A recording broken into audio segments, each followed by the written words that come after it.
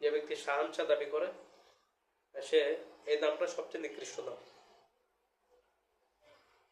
কারণ শাহানশাহ মানে হলো রাজাধিরাজ, সমস্ত বাচ্চার বাচ্চা। আমাদের অনেক পেশাবদেরকে আমি দেখি যে নামের শুরুতে শাহ লাগিয়ে দেয়, শাহ অমুক তমুক সমুক, শাহ অমুক তমুক সমুক। এটা মোটেও মুনাসিব না। এটা তাওয়াদু পরিপন্থী, ইমান এবং ইসলাম পরিপন্থী। এটা কোনো মানুষের সিফাত হতে পারে না, শাহ, শাহানশাহ।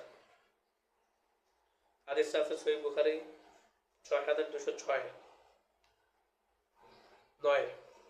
যে ব্যক্তি আব্দুল কাদের জিলানীকে গাউসুল আজম সবচেয়ে বড় ত্রাণকর্তা বলল, সে তাকে আল্লাহ সমতুল্য করলো ও তার চেয়েও বড় সাব্যস্ত করলো, আল্লাহর চেয়েও বড় সাব্যস্ত করলো।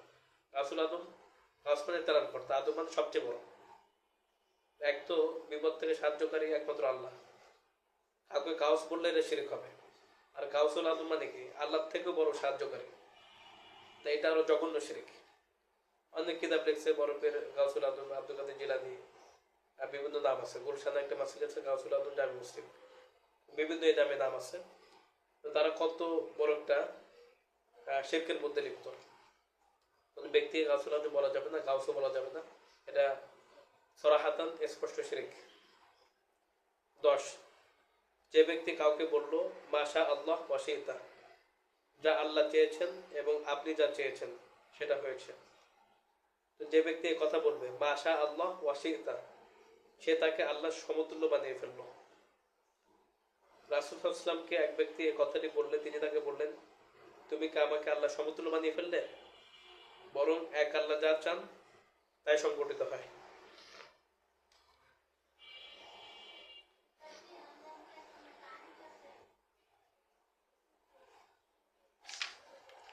যাই হোক, তো এই বিষয়টা আলোচনা করলাম, যেটা সেটা হলো সৃষ্টির বড় বড় কারণ আমি আলোচনা করেছি।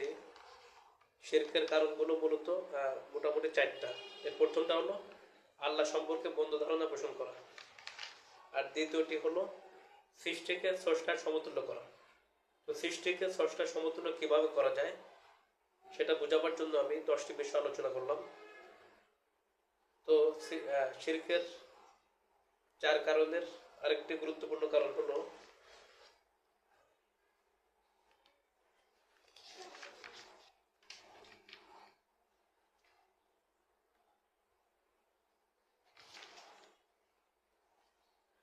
আল্লাহ সম্পর্কে অজ্ঞতা মূর্খতা। তো আল্লাহ সম্পর্কে অজ্ঞতা মূর্খতা